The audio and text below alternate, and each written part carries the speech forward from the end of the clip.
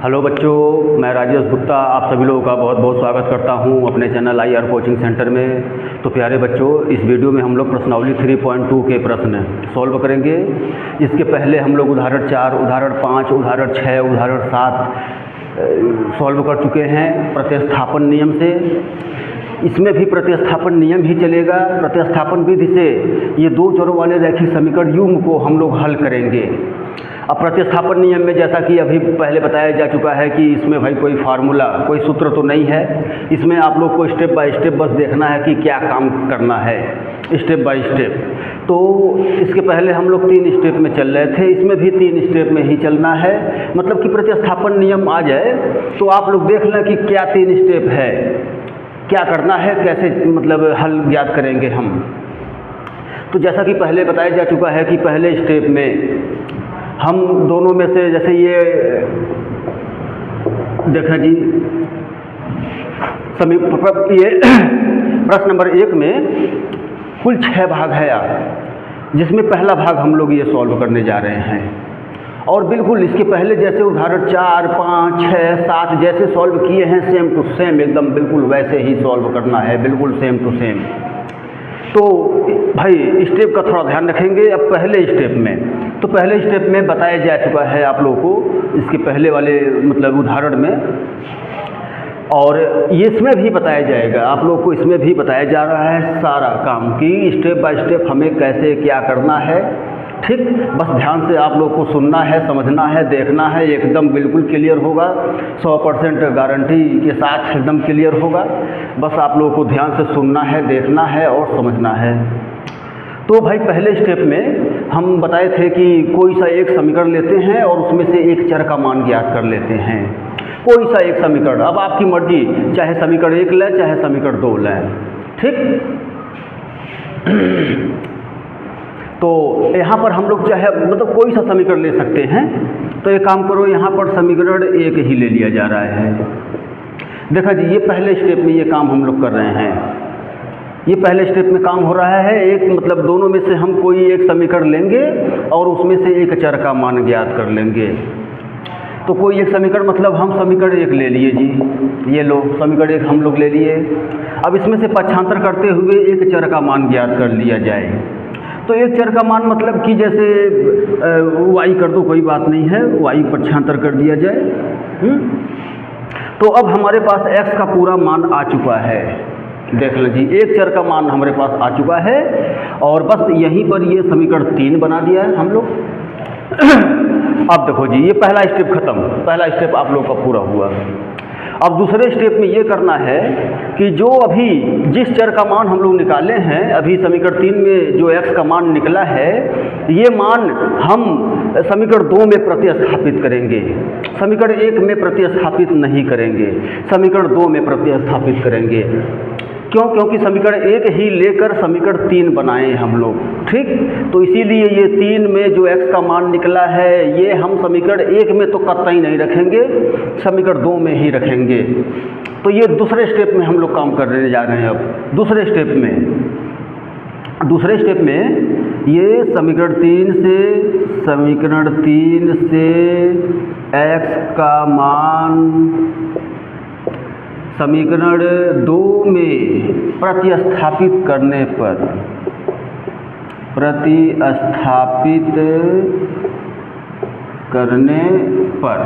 ठीक। तो प्रतिस्थापित करने पर भाई अब समीकरण 2 पहले हम लोग लिख लें। समीकरण 2 ये हो गया जी, और इसमें x का मान x के जगह पर प्रतिस्थापित करना है, मतलब x को हटा देना है। तो मतलब कि x के जगह पर देखो जी, ये हो गया जी, x के जगह पर x वाला मान हम लोग x को प्रतिस्थापित कर दिए और उसमें x वाला मान उसमें रख दिए x के जगह पर। देखा जी, बाकी माइनस y बराबर 4, ये तो ऐसे ही रहेगा। अब यहाँ से हम सॉल्व कर देंगे तो y का मान तो देखो ज्ञात हो जाएगा। ये अभी दूसरे स्टेप में ये काम हुआ है। दूसरे स्टेप में ये काम देखो चल रहा है, इसमें y का मान ज्ञात हो जाएगा दूसरे स्टेप में। तो भाई पक्षांतर करें तो 14 राइट में कर दिया जाए और ये दोनों देखें माइनस माइनस प्लस, यानी कि माइनस में 2y हुआ और 14 राइट में गया तो पक्षांतर माइनस में हुआ। और फिर यहाँ पर -2y बराबर क्या बचा, -10, ये बचा। देखें ये घटा तो -10 आया। अब माइनस से माइनस कैंसिल कर देंगे तो बचा 2i बराबर 10।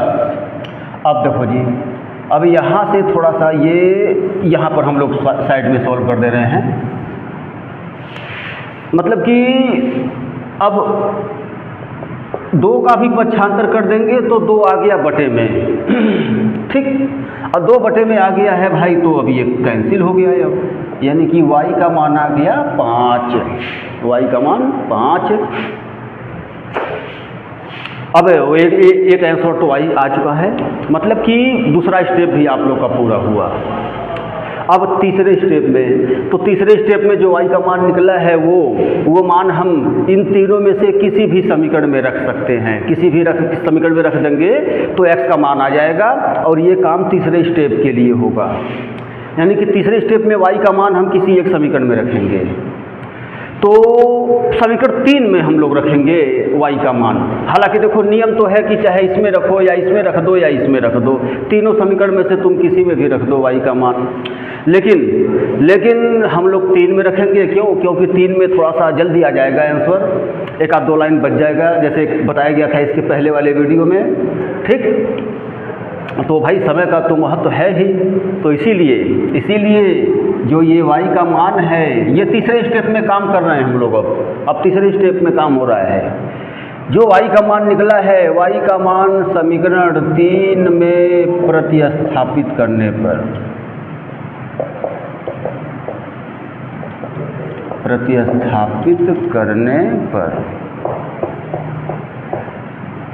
चलो जी, पहले समीकरण 3 ही लिख लें हम लोग। देखो जी, ये समीकरण 3 हो गया। समीकरण 3 की जगह पर y का मान, तो जी y का मान तो 5 आया है, तो 5 यानी कि घट कर आ गया 9, बस खत्म। अतः x बराबर 9 तथा y बराबर 5। Answer complete. देखा जी, प्रतिस्थापन नियम से प्रश्न नंबर 1 का पहला भाग कंप्लीट किए हम लोग। अब तब आ जाएं, ऐसे ही दूसरे भाग की पर आ जाएं हम लोग, और बिल्कुल सेम टू सेम, बिल्कुल एक जैसा ही काम सारे प्रश्नों में करना है। बस घबराना नहीं है जी, एकदम बिल्कुल लगे रहना है। ध्यान से आप लोग देखते जाएं, सुनते जाएं, समझते जाएं, एकदम बिल्कुल क्लियर होगा। 100% गारंटी के साथ क्लियर होगा। तो भाई अब इसको रब कर दिया जा रहा है, और इसका सेकेंड पार्ट, तो इसका second part s minus T बराबर 3, समीकरण नंबर 1, s/3 प्लस t/3 बराबर 6, समीकरण नंबर 2। चलो जी, अब प्रतिस्थापन नियम से भाई, तो प्रतिस्थापन नियम में अभी हम बताए हैं, पहले से ही चलता आ रहा है कि हम कोई सा एक समीकरण लेंगे, उसमें से एक चर का मान ज्ञात कर लेंगे, ठीक। तो ये पहले स्टेप वाला काम देखो जल्दी से पूरा कर लें हम लोग पहले। और तो यहाँ पर अब हम लोग समीकरण 1 लेंगे। समीकरण 1 क्यों लेंगे? क्योंकि थोड़ा छोटे में है, छोटा रूप है, छोटे शॉर्ट रूप में है, इसीलिए। बाकी आप लोग की मर्जी, चाहे समीकरण 1 लें चाहे समीकरण 2 लें, कोई सा समीकरण ले सकते हैं यहाँ पर। तो फिलहाल हम लोग यहाँ समीकरण 1 लेंगे। समीकरण 1 से तो भाई समीकरण 1 पहले लिख लें, s माइनस टी बराबर 3। ये समीकरण 1 हो गया है जी। अब इसमें एक चर का मान ज्ञात किया जाए, तो यानी कि माइनस टी का पक्षांतर करें हम लोग। देख लो, माइनस टी का पक्षांतर, बस पहले स्टेप का काम पूरा। और ये बन चुका समीकरण नंबर 3, ठीक, ये बन गया समीकरण नंबर 3। अब समीकरण 3 दूसरे स्टेप में, तो दूसरे स्टेप में समीकरण 3 से s का मान समीकरण 2 में प्रतिस्थापित करने पर, देखना जी एक जैसा ही काम सारे प्रश्नों में किया जा रहा है बिल्कुल। तो अब दूसरे स्टेप में हम लोग काम कर रहे हैं, तो इसमें जो है कर दिया जाए कि समीकरण 3 से s का मान समीकरण 2 में प्रतिस्थापित करेंगे, 1 में नहीं करेंगे, बिल्कुल कतई नहीं 1 में रखना है। जो अभी s का मान है वो समीकरण 2 में ही प्रतिस्थापित करना है, रखना है। तो यानी कि समीकरण 3 से s का मान समीकरण 2 में प्रतिस्थापित करने पर, चला जी, तो समीकरण 2 लिख दिया जाए जी, s/3 + t/2 = 6। इसमें s का मान s के जगह पर, ये समीकरण 2 हुआ। अब s का मान s के जगह पर रखा जाए तो 3 + t, बाकी और सब तो वैसे ही देखें जी, यहाँ पर हम लोग s का मान रख दिए। अब मान रखने के बाद भाई इसे सॉल्व करना है, सॉल्व करेंगे तो t का मान आएगा। अब सॉल्व करना है मतलब कि एलसीएम लिया जाए, और क्या, एलसीएम लेना है। अब भिन्नों का जोड़ मतलब कि जो है एलसीएम ले लिया जाए। तो 3 और 2 का एलसीएम 6 हो गया। उसके बाद जी यहाँ पर आ जाएगा 2 × 3 = 6 + 2t, यहाँ से ही आ जाएगा, और प्लस के साथ यहाँ से आ जाएगा 3t बराबर, बाकी 6 उधर ऐसे ही रहेगा। अब देखें जी, अब एक काम किया जाए, 6 इधर पक्षांतर किया जाए। मतलब देखो t का मान हमें ज्ञात करना है, t का मान ज्ञात करना है तो भाई जोड़ घटाना पक्षांतर यही सब करना है इसमें। तो पता चल रहा है कि ये दोनों ऐड कर दें हम लोग, जोड़ दें, और 6 ये नीचे वाला 6 पक्षांतर कर दें। ये 2 काम देखो यहाँ हम लोग करेंगे। तो 6 प्लस ये हो गया 5t, ठीक, और इस 6 का इधर पक्षांतर करेंगे तो ये गुणे में बना, तो फिर भाई 36 हुआ, है कि नहीं। देखो 36 हो गया, 6 × 36। उसके बाद अब 6 का भी पक्षांतर कर दिया जाए तो 36 - 6 हो गया। उसके बाद घटा दिया जाए, फिर 36 में से 6 तो 30 आया, और उसके बाद फिर तब ये देखो 5 से ये काट दें, t = 6। अब 3 का मान तो आ गया भाई। अब t का मान मतलब कि दूसरे स्टेप का काम पूरा हुआ। अब तीसरे स्टेप में जो ये अभी t का मान निकला है, ये हम किसी एक समीकरण में रख सकते हैं, चाहे पहले में, चाहे दूसरे में, चाहे तीसरे में, किसी में भी रखो, आपकी मर्जी। लेकिन हम लोग 3 में रखेंगे। 3 में रखेंगे तो वही जैसे बताया गया है भाई, थोड़ा 1-2 लाइन बच जाएगा तो बढ़िया ही है। तो अभी जो t का मान आया है, t का मान समीकरण 3 में रखने पर, चलो जी समीकरण 3 में रखो, समीकरण 3 लिखो जी, s = 3 + t, समीकरण 3। इसमें s का मान नहीं, इसमें t का मान रखना है। तो t का मान t के जगह पर देखा जी, अब जोड़ देंगे तो 9 आ गया बस, यानी कि s = 6 × 3 = 9, ठीक। अतः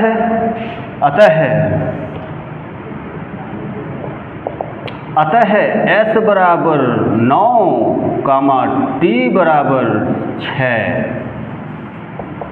देखो जी ये आंसर हुआ आप लोग का, बस देख लें स्टेप बाय स्टेप कैसे हुआ है। बिल्कुल सेम टू सेम वही काम किए हैं, एकदम पहले वाला ही काम, एक ही प्रोसेस से हम लोग चल रहे हैं, बिल्कुल प्रतिस्थापन विधि। तो देख लीजिए, ये पहले यहाँ तक आए हम लोग, फिर उसके बाद ये ऐसे सॉल्व करते करते ये हुआ सॉल्व, यहाँ तक आए, और फिर ये ऐसे लास्ट में आंसर हुआ, ठीक है। तो आप लोग का ये दूसरा भाग ओके। अब तीसरे भाग की तरफ बढ़ा जाए। चलो जी, तो इसका तीसरा पार्ट, ये समीकरण नंबर 1, समीकरण नंबर 2। तो भाई काम तो वही करना है। समीकरण 1 पहले कोई सा इसमें से समीकरण मतलब ले लें हम, उसमें से एक चर का मान ज्ञात करें, तो यानी कि समीकरण 1 ही ले लिया जा रहा है, और क्या, समीकरण 1 ही थोड़ा छोटे रूप में है, शॉर्ट रूप में। तो देखो जी, ये समीकरण 1 ले लिए हम लोग। अब इसमें से पक्षांतर करते हुए एक चर का मान ज्ञात करें, यानी कि इसमें एक काम करें हम लोग, ये y इधर कर दें, 3 इधर कर दें। देखो जी, ये इस टाइप से थोड़ा सा, और अब हम या करके हम इधर उधर कर ही सकते हैं। देखें, बस ये पहले स्टेप का कार्य पूरा हुआ। अब दूसरे स्टेप में, तो दूसरे स्टेप में समीकरण 3 से y का मान, समीकरण 3 से y का मान समीकरण 2 में प्रतिस्थापित करने पर, समीकरण 2 में प्रतिस्थापित करने पर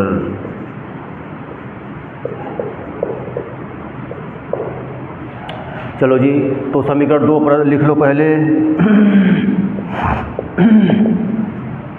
ये समीकरण 2 हुआ।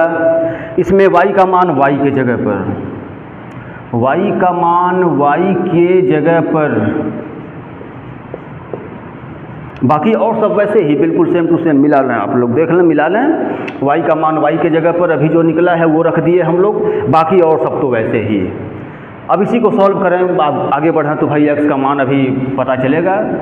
तो पता ये चल रहा है कि 3 त्रिका 9x, 3 त्रिका 9 प्लस में हुआ और यहाँ से 9 आया जी। ठीक, अब लो जी, यहाँ तो ये पूरा चर ही कटकर हट गया, चर ही कटकर हट गया यहाँ पर। अभी इसके पहले वाले वीडियो में हम बताएं उदाहरण में ये इस टाइप का क्वेश्चन मिला था, ठीक है। अभी कल वाले वीडियो में हम लोग पूरा ये सब देखे थे, बताया गया था, लेकिन फिर देखें सभी लोग, ये चर ही कटकर हट गया पूरा पूरा। भाई तो अब मान किसका ज्ञात करें, कुछ बचा ही नहीं। तो जब ऐसी स्थिति आ जाए तो वहाँ पर दो स्थितियाँ निकलती हैं, ठीक है ना। जब ये हो जाए कि भाई चर ही कट के हट जाए, तो फिर देखें जी, जो बचता है, मतलब जो भी संख्याओं में बचेगा कुछ न कुछ, तो जो बचता है उसे हम देखते हैं। अगर राइट और लेफ्ट दोनों भाई बराबर है तब तो हम कह देते हैं कि दिए गए समीकरण युग्म के अनेक हल होते हैं, ठीक।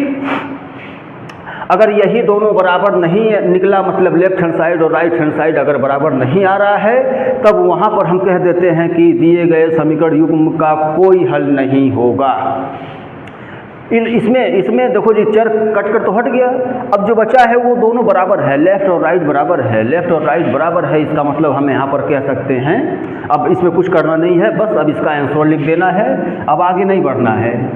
बस इसका आंसर यही एक पहचान, एक ट्रिक है ये, कि भाई ये दोनों बराबर आ गया है तो हम कह देंगे भाई कि अब तो दिए गए रैखिक समीकरण युग्म के अनेक हल होंगे। इसका अब यही आंसर है, अब अनेक हल होंगे। और भाई देखो जी, ये पहचान तो आप लोग बना ही लेना, इसे याद रखना। अगर ये दोनों बराबर नहीं आता, अभी बराबर नहीं आया होता, तो फिर हम लोग लिखते कि कोई हल नहीं है, कोई हल नहीं है। फिलहाल यहाँ पर ये दोनों बराबर बचा हुआ है, बराबर आया है तो लिख दें अब। अतः दिए गए समीकरण युग्म के अनेक हल होंगे, अनेक हल होंगे। और ये आप लोगों का आंसर कंप्लीट। तीसरा पार्ट इतना ही है बस, क्योंकि उसमें वो चर ही हट गया, पूरा कट के ख़त्म हो गया। तो भाई अब देख लें, अब पहचान तो बताया गया है। अभी कोई हल नहीं होने का भी मिलेगा क्वेश्चन, उसमें फिर बताएंगे हम लोग। देखना है अभी कोई हल नहीं होने में क्या है, ये ध्यान रखना। इसमें चर कट के हट गया है तो ये दोनों पक्ष बराबर आया है। जो बचा है देखो जी, 9 बराबर 9 बचा है, इसलिए कोई मतलब अनेक हल है। ये पहचान, एक ट्रिक है। तो फिलहाल तो भाई इसे भी अब ये पूरा हुआ आप लोग का तीसरा भाग, इसे भी इरेज कर दिया जा रहा है। चौथा भाग समीकरण नंबर 1, समीकरण नंबर 2। लेकिन एक काम करें हम लोग, अभी इसे समीकरण 1 न माने हम लोग, क्योंकि दशमलव लगा हुआ है। दशमलव अभी ख़त्म कर दिया जाए तो अभी थोड़ा देखो, दशमलव ख़त्म कर देने से जोड़ घटाना गुणा भाग थोड़ा आसान हो जाता है। तो पहले हम लोग दशमलव ही ख़त्म कर दें यहाँ पर। उसके बाद तो दशमलव ख़त्म करने के लिए हम 10 से सब में गुणा करेंगे। यहाँ पर एक एक अंक के बाद देखो जी, सब में राइट तरफ से एक अंक के बाद दशमलव, एक अंक के बाद दशमलव, एक अंक के बाद दशमलव, इसलिए 10 से गुणा करेंगे। 2-2 अंक के बाद दशमलव होता तो 100 से गुणा करते। दशमलव हटाने के लिए ये काम किया जा रहा है। तो इसमें 10 से गुणा करेंगे 2x आ जाएगा, इसमें 3y आ जाएगा और इसमें आ गया 13। समीकरण नंबर 1 अब मानो समीकरण नंबर 1 देखो ठीक ठाक दशमलव हट गया। इसमें भी एक एक अंक के बाद सब में दशमलव है, राइट तरफ से एक एक अंक के बाद दशमलव है, तो यानी 10 का ही गुणा इसमें भी 10 का गुणा करने से काम चल जाएगा। तो देखो जी ये हो जाएगा 4x प्लस 5y बराबर 23, समीकरण नंबर 2। ठीक, चलो जी अब हमें समीकरण ठीक ठाक प्राप्त हो गया है, तो बस अब काम तो वही करना है सब। तो पहले कोई सा एक समीकरण ले लो वहाँ से, और समीकरण 1 हम लोग ले रहे हैं। समीकरण 1 ले लो जी, समीकरण 1 हो गया ये। अब इसमें से एक चर का मान ज्ञात करेंगे, तो भाई एक चर का मान अब ज्ञात किया जाए, तो पहले 3y पक्षांतर कर दिया गया, उसके बाद अब 2 का भी पक्षांतर किया जाए। ठीक, बस बन गया समीकरण नंबर 1, समीकरण नंबर 3।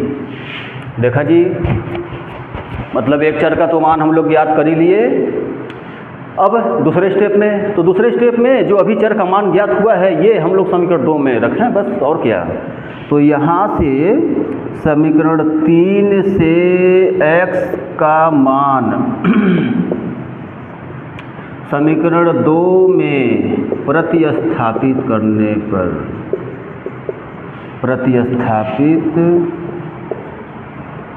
करने पर ठीक, तो भाई समीकरण 2 लिख लें पहले, 4x प्लस 5y बराबर 23।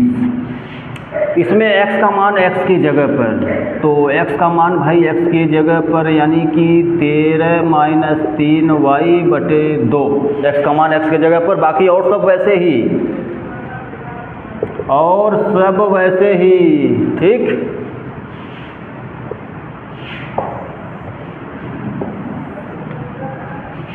चलो जी अब इसे सॉल्व करें भाई, तो y का मान ज्ञात हो जाएगा, यानी कि 2 दूना 4। अब सॉल्व किया जाए भाई, काट पीट किया जाए, पक्षांतर जोड़ घटाना गुणा भाग, अब यही सब किया जाए और क्या। तो भाई 2 बचा 2, 13 में गुणा भी, 13 दूना 26 माइनस 2 तिया 6y, उसके बाद इधर 5y है ही, और बाकी उधर 23। देखें अब यहाँ से 26 राइट में कर दिया जाए पक्षांतर, और इन दोनों को घटा दिया जाए, -1y बचेगा, देख लीजिए -1y यहाँ बचा, और 26 करेंगे तो पक्षांतर 26 माइनस में हुआ, मतलब कि ये दोनों घटा दिया गया, 26 का पक्षांतर भी कर दिया गया है। तो यहाँ पर हमें जो है ये घटाकर माइनस में 3 प्राप्त हुआ, और फिर माइनस से माइनस कैंसिल, y का मान आ गया 3। बस अब ये y का मान हम लोग समीकरण 3 में रखेंगे तो थोड़ा जल्दी आ जाएगा आंसर। तो y का मान समीकरण 3 में रखने पर, चलो जी समीकरण 3 में हम लोग y का मान रखेंगे, तो भाई पहले समीकरण 3 लिख लिया जाए, x बराबर 13 माइनस 3y बटे 2, ये लो समीकरण 3 हो गया जी। इसमें y का मान रखना है, तो अब इधर जो है ये इरेज कर दिया जा रहा है भाई।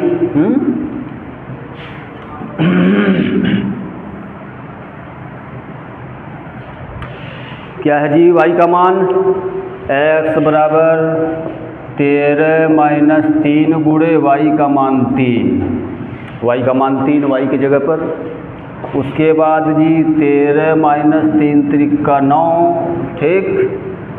उसके बाद 13 में से 9 घटा 4, 4 हुआ तो भाई ये तो कटा, 2 आ गया, बस ख़त्म और क्या।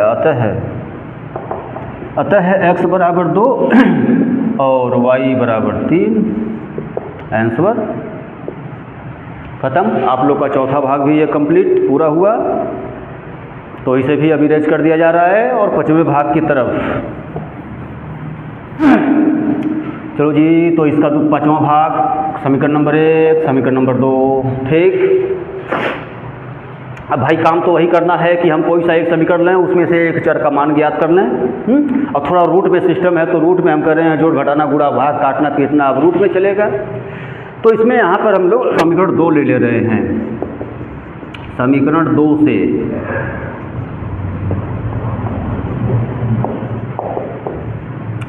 2 से हम लोग एक चर का मान ज्ञात करेंगे। तो देखो जी, ये माइनस में है, ये पहले पक्षांतर कर दें हम लोग, ठीक।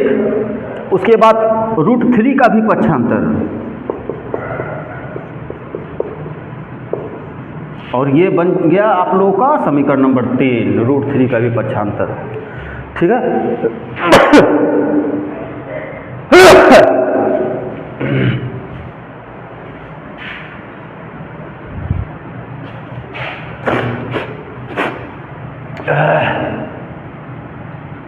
अब पहले स्टेप का काम पूरा हुआ जी। अब समीकरण 3 से x का मान समीकरण 1 में प्रतिस्थापित करने पर, समीकरण 1 में प्रतिस्थापित करने पर, ठीक है। तो पहले समीकरण 1 लिख लें हम लोग, √2x + √3y = 0। हाँ जी, अब इसमें जो है मान रखना है।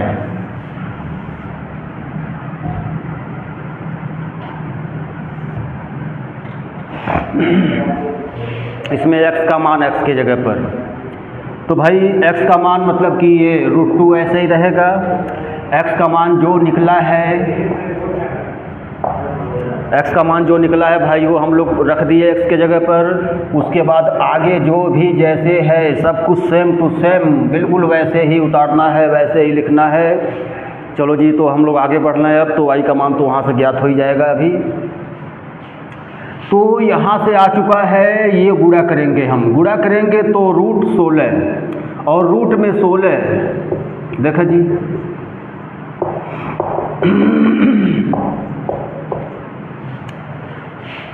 ये गुणा अब सॉल्व किया जाए, और क्या सॉल्व किया जाए, y का मान यहाँ से ज्ञात होगा। तो ये तो पहले ये गुणा हुआ जी, √16 आया। अब 16 का वर्गमूल 4 होता है।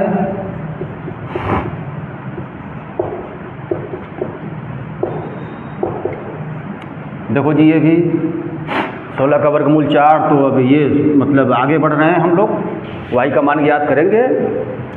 और एक काम किया जाए, यहाँ पर बटे 1 करके एलसीएम भी ले लिया जाए। अब तो कड़ी में 3 और 1 का एलसीएम कड़ी में 3। उसके बाद यहाँ पर 4y आ जाएगा और यहाँ पर आ जाएगा 3y। देखा जी। अब ये दोनों जोड़ दें और कड़ी में 3 का पक्षांतर कर दें, तो ये हो गया 7y। और कड़ी में 3 यहाँ करेंगे पक्षांतर तो गुणे में बनेगा, और गुणे में मतलब कि भाई 0 मल्टीप्लाई कुछ भी हो 0 आता है। उसके बाद 7 भी पक्षांतर कर दिया जाए। देखो जी, बस 0 आ गया, y का मान 0 आ चुका है। एक आंसर तो आ ही गया है। अभी ये y का मान हम लोग समीकरण 3 में रख दें। अभी जो y का मान निकला है समीकरण 3 में, तो भाई समीकरण 3 ये रहा, मतलब कि y का मान समीकरण 3 में रखने पर, समीकरण 3 पहले लिख लें हम लोग। ये समीकरण 3 है और इसमें y का मान रखेंगे हम लोग। तो भाई y का मान तो 0 आया है, तो y के जगह पर 0 रखें हम लोग। फिर y के जगह पर 0, देखो जी 0, y के जगह पर 0 और 0 मल्टीप्लाई कुछ भी हो 0 आता है। बस हो गया, काम खत्म। अतः x बराबर भी 0 आया और y बराबर भी 0 आया। कंप्लीट आंसर, यानी कि आप लोग का ये भाग भी ओके, 5वां भाग भी आप लोग का ओके। अब इसका प्रश्न नंबर 1 का अब लास्ट भाग, 6वां पार्ट। हाँ, तो आप लोग का छठवां भाग, छठवें भाग में ये है समीकरण नंबर 1, समीकरण नंबर 2। एक काम करें हम लोग, ये बटे का सिस्टम ख़त्म कर दें। ये बटा ख़त्म होने से थोड़ा सा अच्छा हो जाएगा।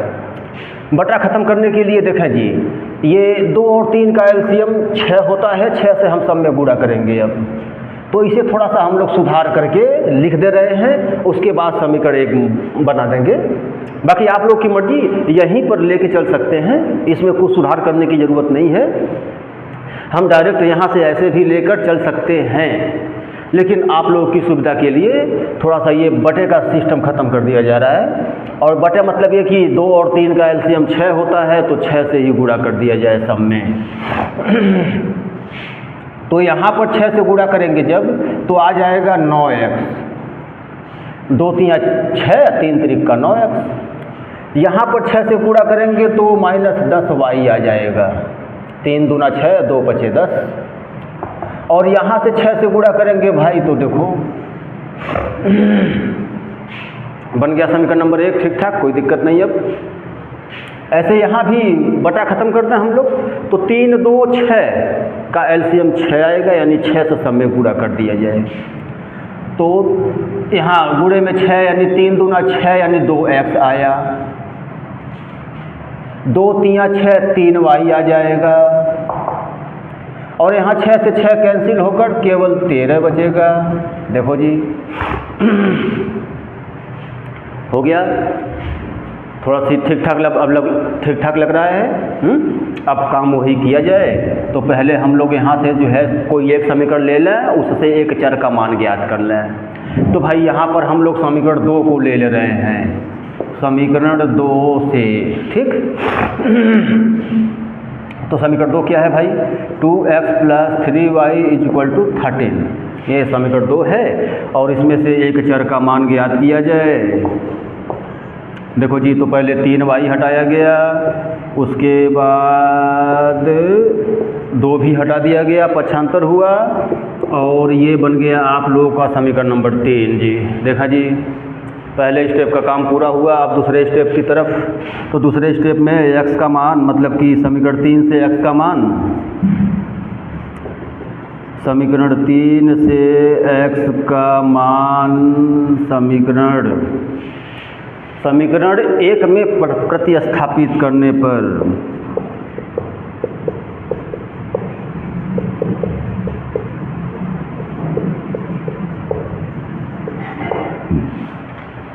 चलो जी, तो पहले समीकरण 1 लिख लें। 9x - 10y = -12। इसमें x का मान x के जगह पर, तो भाई x का मान x के जगह पर, बाकी और सब वैसे ही। चलो जी, थोड़ा सा सॉल्व कर लें इसे। अब देखो जी, अब एक काम किया जाए यहाँ पर, ये तो कटेगा नहीं, तो भाई एक काम करें हम लोग, ये एलसीएम ले लें।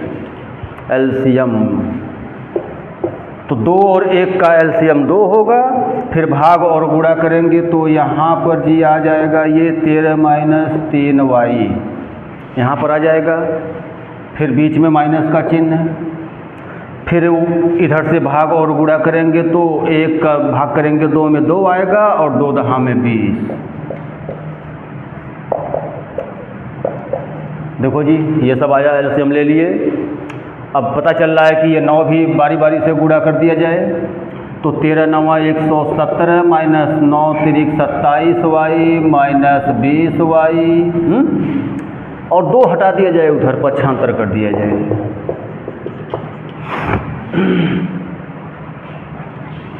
अब इन दोनों को जोड़ा जाए और 117 का पक्षांतर किया जाए, तो इन दोनों को जोड़ देंगे जब, तो आ जाएगा माइनस में 47y, और इधर तो माइनस में 24 आया, और 117 भी हटाओ। उसके बाद देखो जी, माइनस माइनस प्लस उधर जोड़ना है, तो 7 4 11, 2 1 3 1 4, 141 माइनस में आ गया जी। अब देखो जी, ये माइनस से माइनस कैंसिल करो, उसके बाद 47 भी पक्षांतर करो, 47 बटे में बना, देख लें जी स्टेप बाय स्टेप। और उसके बाद 47 तियाँ 141, यानी कि y का मान तो आ गया। ठीक है, अब ये y का मान हम समीकरण 3 में प्रतिस्थापित रख दें, मतलब तो अभी अगला वाला भी आ जाएगा आंसर। तो ये ऊपर का सब इरेज कर दिया जा रहा है। अभी जो y का मान निकला है वो समीकरण 3 में रखने पर, y का मान समीकरण 3 में रखने पर, तो समीकरण 3 क्या है भाई? समीकरण 3 है x बराबर 13 - 3y/2। y का मान क्या आ चुका है? 3। y का मान 3, तो 13 - 3 दूना 6, और ये घट जाएगा तो क्या आएगा जी?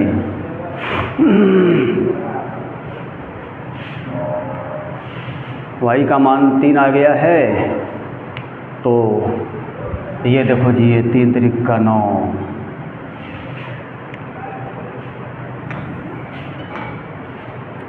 y का मान y की जगह पर रखना है 3 × 3, 3 त्रिक का 9, और घट गया तो 4, और 4 आया तो कटा भी।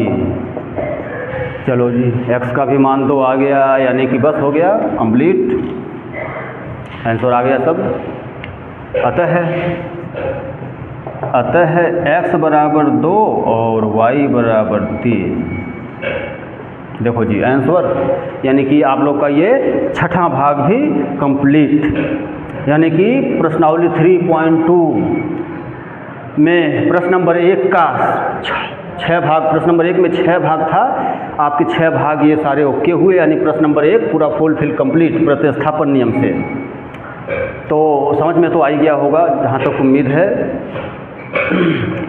तो ऐसे ही अब हम लोग प्रश्न नंबर 2 सॉल्व करेंगे, और प्रश्न नंबर 2 हम लोग अब अगले वीडियो में